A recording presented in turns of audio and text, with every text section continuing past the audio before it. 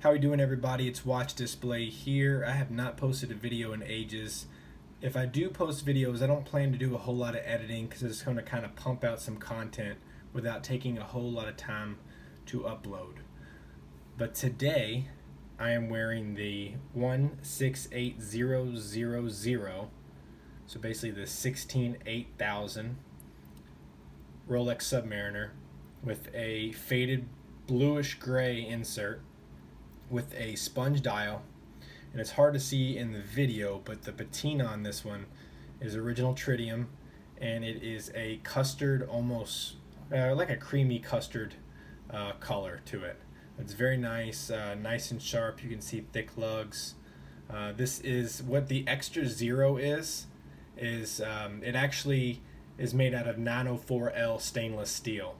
So in the archives, there are no actual specific documentation of this per Rolex. However, in the community, it is known that the third edition of the Zero, which is actually in between the lugs only, it's the case back reads 16800, shows that this one is a 904L stainless steel. Transitional is what they call it sometimes.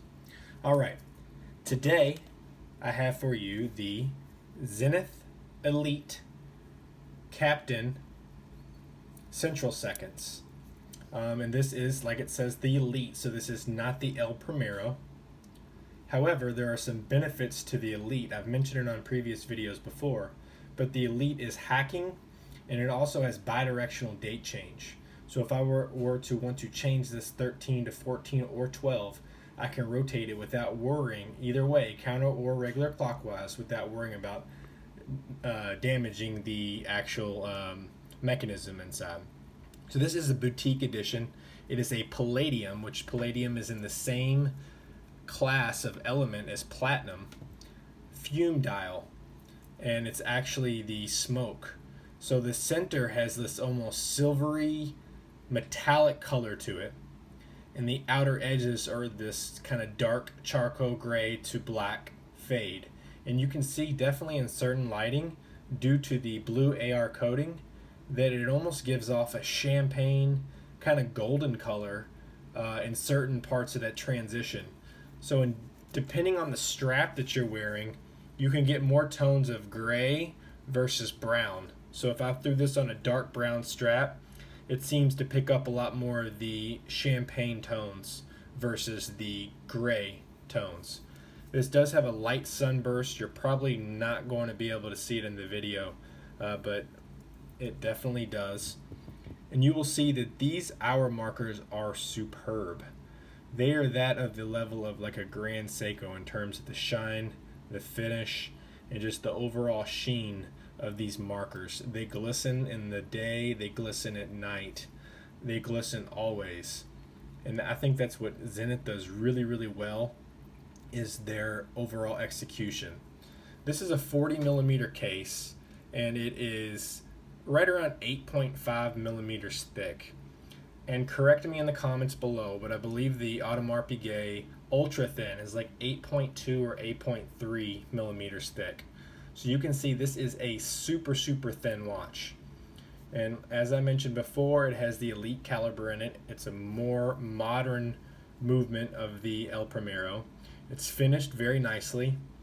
And you can see Captain. It doesn't say anything like boutique edition or anything, but I promise you this is a boutique edition.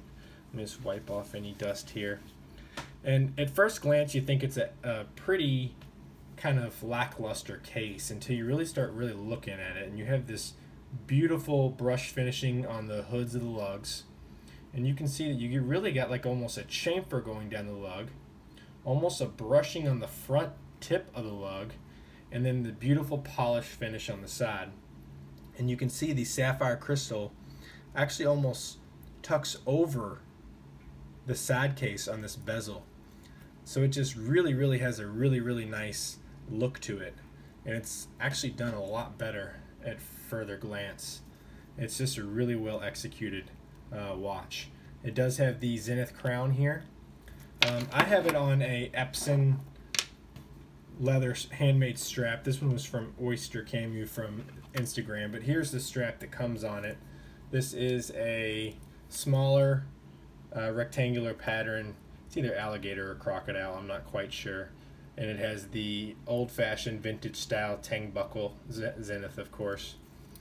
This one was used. You can see it has a little bit of the lining pulling away. I don't really wear factory straps too much, so I pretty much took it off right away. I have tons of straps, but it is rubberized on the back side, which makes really nice.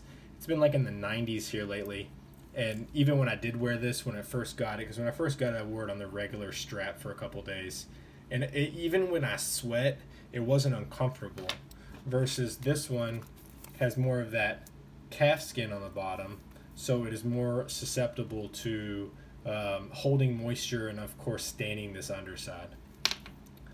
But it is an excellent watch, highly recommend it. This is just a beautiful dress piece and it's very affordable. Honestly, the finish and the dial quality is that of like H. Moser or even Patek. This is just an amazing bang for buck. I'm not comparing it and saying this is better than a Patek, but if you wanted something that is of extremely high quality, higher than its price point, I would highly recommend this piece. And at 40 millimeters, it wears pretty good. There's a little bit of lume on it, you can see, but I really won't show a lume shot. There's not much going on there.